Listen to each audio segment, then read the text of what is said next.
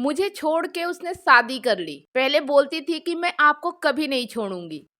2 साल बात करी मुझसे उसने, मैसेज कॉल भी ना किया उसने। 1 महीना हो गया उसकी शादी को, क्या वो मुझसे कॉल या मैसेज करेगी? तो ये कमेंट है जिस पे मुझे वीडियो बनाना है, इनके सवाल का जवाब देना है। वीडियो कंटिन्यू रहेगा, लेकिन उससे पहले आप लोगों के लिए एक सवाल। 3 अक्षर का उसका नाम, जो आए खाने के काम। अंत से काटूं तो हल बन जाए, मध्य से काटूं तो हवा बन जाए। बताओ क्या? सही जवाब देने वालों के नाम मैं हर संडे सुबह 8 बजे फेसबुक पेज और यूट्यूब पर लाइव अनाउंस करती हूँ, तो लाइव जुड़ना बिल्कुल भी ना भूले। तो चलिए आज का वीडियो शुरू करते हैं।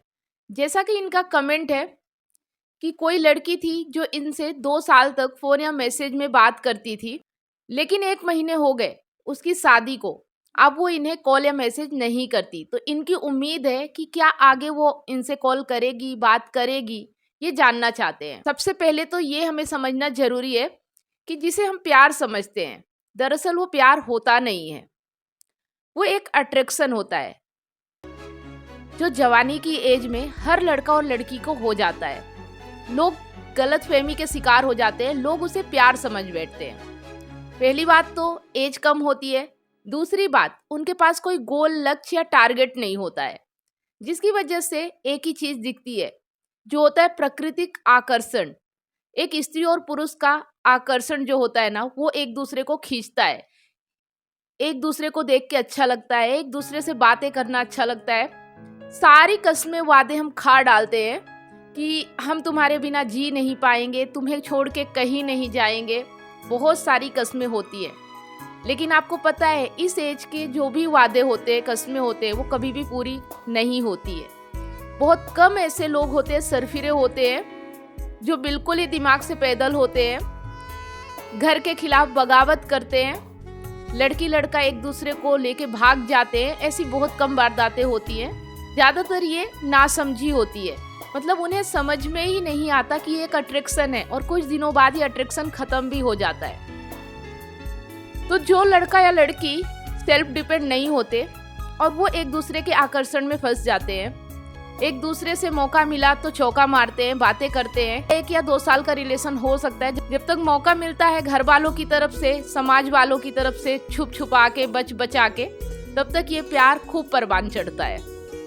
लेकिन जब ये घर वालों को पता चल जाता है, तब इनमें इतनी हिम्मत नहीं होती, जिसे ये प्यार बोलते हैं, उस प्यार के लिए अपने घर वालों के खिलाफ जाके एक दूसरे के लिए लड़ाई लड़ सके, एक दूसरे के हो सके।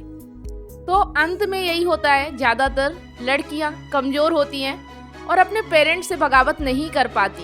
प्यार तो कर लेती हैं, मतलब जो ये अट्रैक्शन होता है जिसे प्यार कहते हैं, इसे प्यार तो वैसे होता नहीं है, लेकिन कहते हैं इसे प्यार।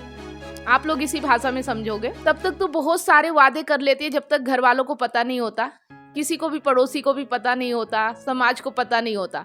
लेकिन जब सबको पता हो जाता है, सेल्फ डिपेंड तो होती नहीं है, माइंड से भी कमजोर होती है, इसीलिए तो ये अट्रैक्शन होता है।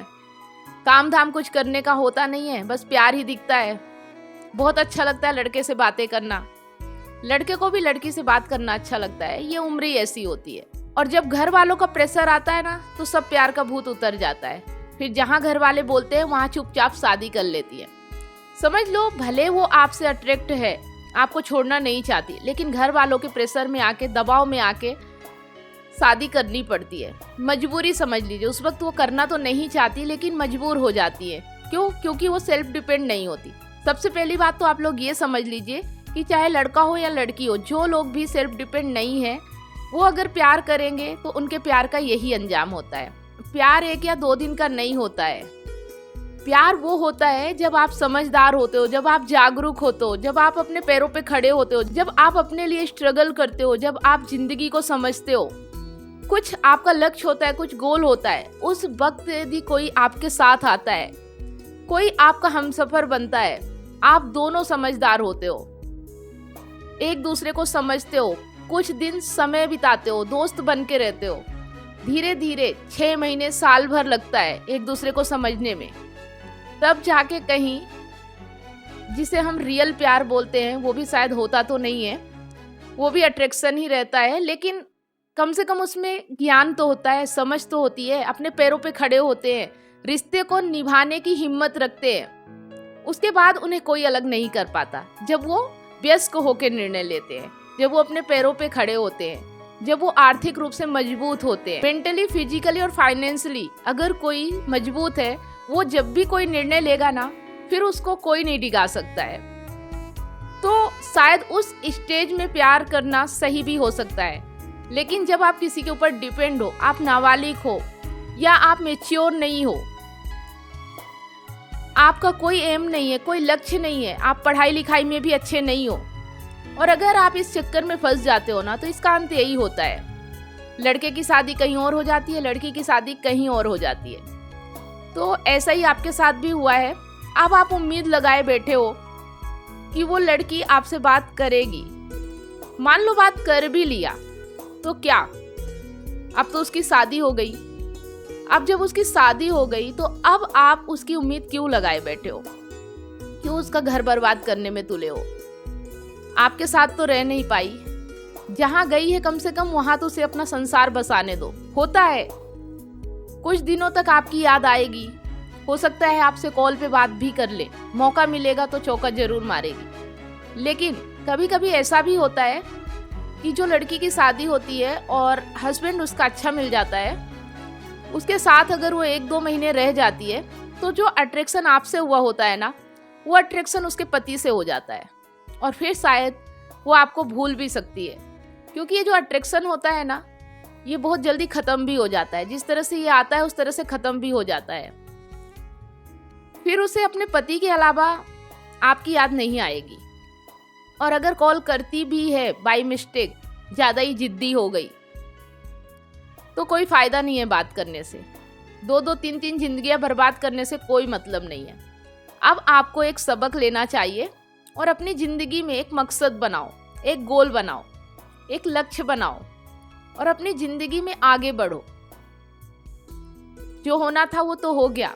चीजें हमेशा एक जैसी नहीं रहती हैं, बहुत जल्द आप भी भूल जाओगे। अगर सच्चा प्यार होता, आप दोनों एक दूसरे के लिए ही बने होते, तो अलग नहीं होते। अब जब अलग हो ही गए हो, तो मन में धैर्य रखो।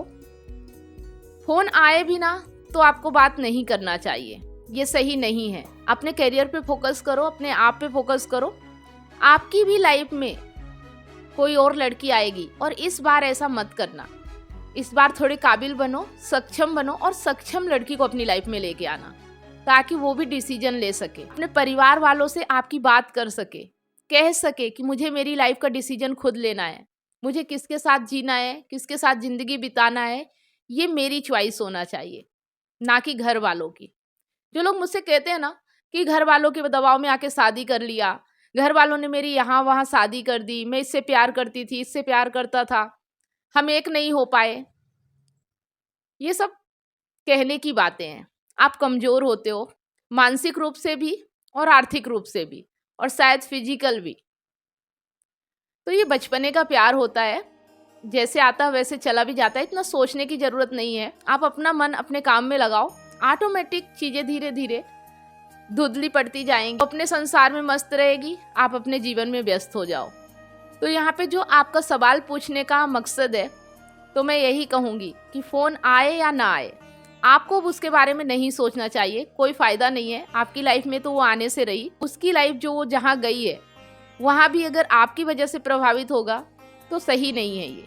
अगर आप समझदार हो, आप एक समझदारी के साथ कमेंट किए हो, तो बस आपको इतना समझना है कि जो आपका नहीं है वो आपके साथ नहीं है। अब उसका इंतज़ार करने से कोई फ़ायदा नहीं है, अपनी लाइफ में आगे बढ़ो। वैसे 1 महीने से उसने कॉल नहीं किया है, हो सकता है उसे मौका नहीं मिला होगा, सोच रही होगी कि जब कभी वो अपने मायके जाएगी या जहाँ आप लोग मिलते जुलते थे, कभी ऐसा मौका आया तो याद आ सकती है, लेकिन ज़्यादा दिन नहीं आएगी। बहुत जल्द ये यादें ख़त्म हो जाती हैं और एक लड़की अपने ससुराल में मस्त हो जाती है। फिर उसे पिछली ज़िंदगी की यादें इतना ज़्यादा नहीं सताती हैं, अपनी लाइफ की एक गलती समझ के भूल जाती है। अगर पति समझदार मिला तो वो संभाल लेता है, और अगर लाइफ में उसका मनचाहा पति ना मिला, शायद उसके कदम बहकेंगे, लेकिन पीछे नहीं। शायद ये चीज़ें आगे हो सकती है। तो इनके बारे में हम बातें नहीं करेंगे। बस बात इतनी सी समझना है कि अगर उसकी शादी हो गई है तो अब उसकी लाइफ में आपको इंटरफेयर नहीं करना चाहिए। और वो एक कमज़ोर लड़की थी जिसने डिसीजन नहीं लिया आपके साथ रहने का, क्या आप ले सकते थे। ये सब चीज़ें सोचो कि इस रिश्ते में कहाँ प्रॉब्लम आई और किस वजह से आई, तो आगे इन प्रॉब्लम को मत आने देना। तो उम्मीद करती हूँ कि जो जवाब मैंने यहाँ पे आपको दिया है वो चीज़ें आप अच्छी तरीके से समझ गए होंगे। अपने आप में काम करो, अपने लाइफ को बेहतर बनाओ, सेल्फ डिसीजन मेकर बनो। सबसे पहली बात, मानसिक रूप से, आर्थिक रूप से और शारीरिक रूप से अपने आप को मजबूत बनाओ और हो सके तो जीवन में अपने गीता को अपनाओ। जो व्यक्ति कर सकते हैं मैं उनके लिए सलाह देती हूँ। जिस भी व्यक्ति के जीवन में गीता आ जाता है ना, उसके जीवन में परेशानियाँ नहीं रहती। ये परखी हुई चीज़ें हैं, ट्राई जरूर करें। अगर टाइम हो तो यथार्थ गीता पढ़ें। और अगर आपको पढ़ने में समझ में नहीं आ रहा कि क्या पढूं, कैसे पढूं, तो सबसे पहले आप कुकू FM डाउनलोड करो और उसमें भगवत गीता सुनना शुरू करो।